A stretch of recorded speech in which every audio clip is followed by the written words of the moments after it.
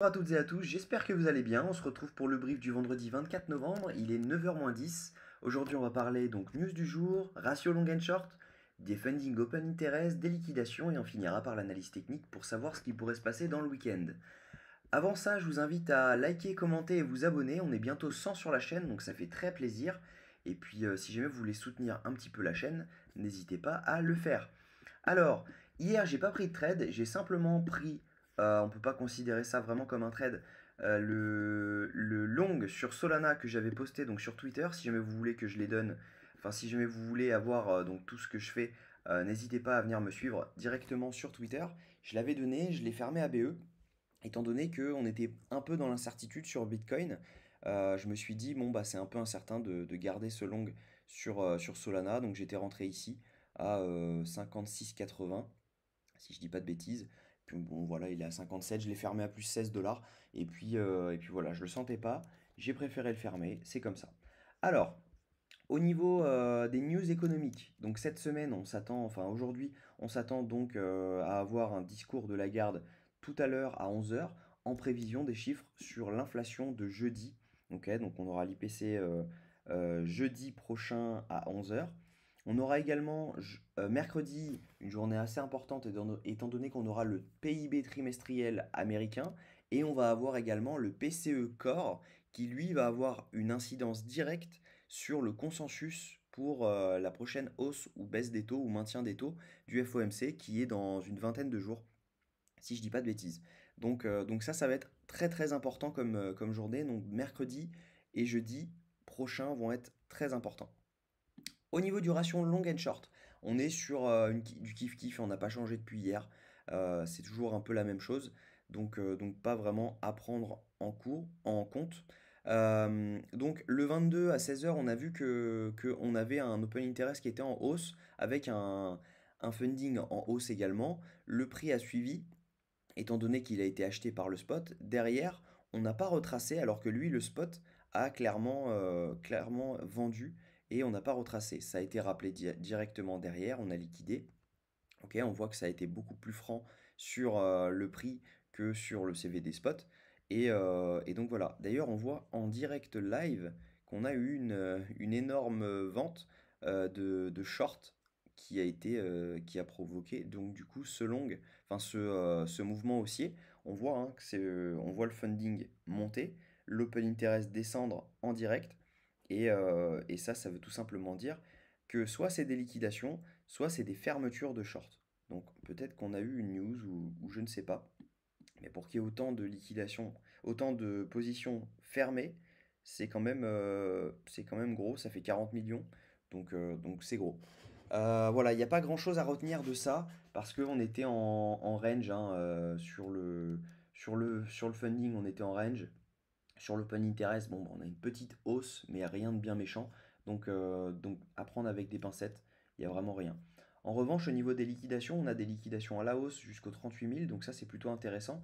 Et on le voit hein, sur Bitcoin, ça se monte vraiment 38 300 sur Binance, pardon.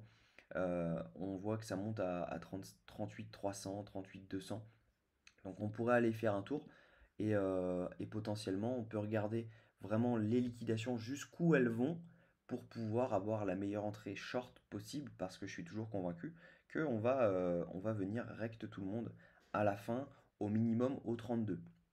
Et donc le but ça va être de choper le bon move. Mais ce qui est assez compliqué quand on veut une entrée snipe. Donc on va voir ça directement ensemble. Alors, donc on va prendre Bitcoin. Moi, ce que je vais attendre, c'est que on aille tout simplement.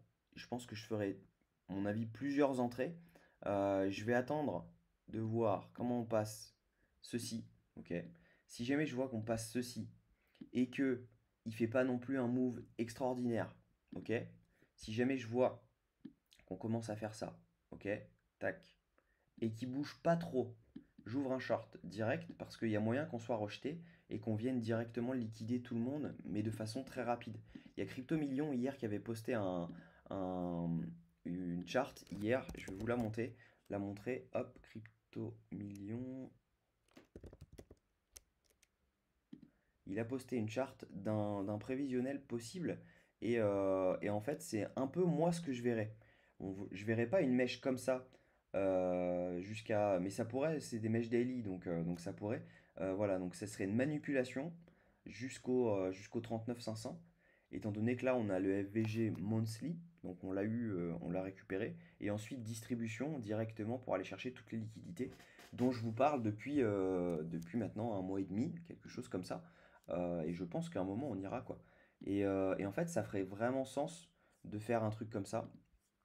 Tout simplement venir liquider au-dessus de ce range. Maintenant, à voir jusqu'à combien. Donc, si jamais c'est les 38 400 comme on a les liquidations, ou les 39 ou les 40 pour avoir un prix psychologique, et ensuite on recte tout le monde, soit pour venir chercher cette zone-là, soit logiquement pour venir chercher cette zone-là, étant donné qu'ici on a vraiment du monde, ok? Il y a vraiment du monde tout là. Donc, ça pourrait être une grosse distribution et je pense que là, ce serait un super short à ouvrir.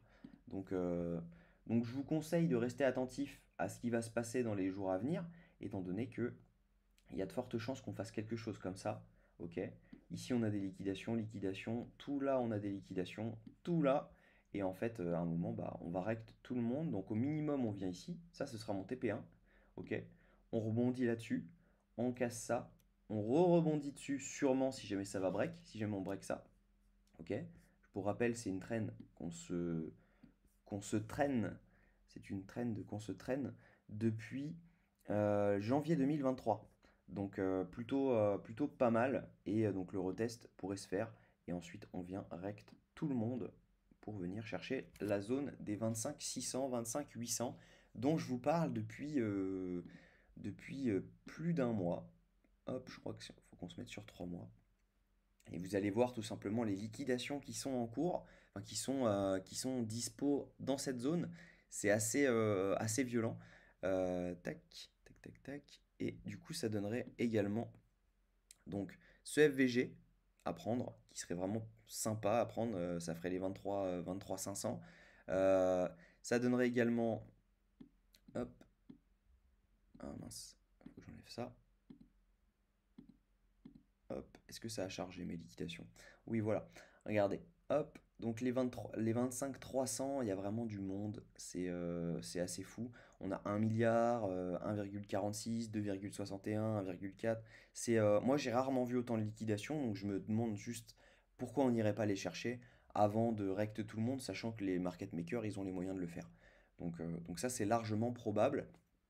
En revanche, je pense qu'on prendrait les 38 500 au minimum avant pour vraiment rect tout le monde et être sûr que personne ne capte le short, étant donné que là, c'est compliqué de trouver une zone de short. Moi, je pense qu'il va me falloir une ou deux entrées. Je pense que je vais me faire rect une ou deux fois avant de trouver la bonne entrée. Je pense que je le tenterai deux, trois fois et je le tenterai pas plus. Si jamais je vois qu'on commence à aller à 41, etc., c'est sûrement pour aller chercher la zone de rechargement de short qui se trouve entre 57 et 48. J'en doute sérieusement, je pense simplement qu'on va venir rect tout le monde au-dessus de ce range. Maintenant, à savoir combien il y a de personnes qui vont se faire rect et combien il y a de personnes qui vont FOMO en voyant que le prix est en train de péter les 38 500. Donc ça peut aller très vite, ça peut être dangereux de le faire, mais je vais le tenter parce que tout simplement, il y a une opportunité de short pour venir chercher cette zone-là et le RR peut être très très beau. Donc voilà pourquoi je vais le faire. Je vous tiendrai informé directement sur mon Twitter. Hop, donc ça je vais l'enlever. Directement sur mon Twitter. Donc n'hésitez pas à venir me suivre si ça vous intéresse de prendre le trade. Je vous souhaite un très bon week-end. On se dit à lundi. Passez une très bonne journée et prenez soin de vous.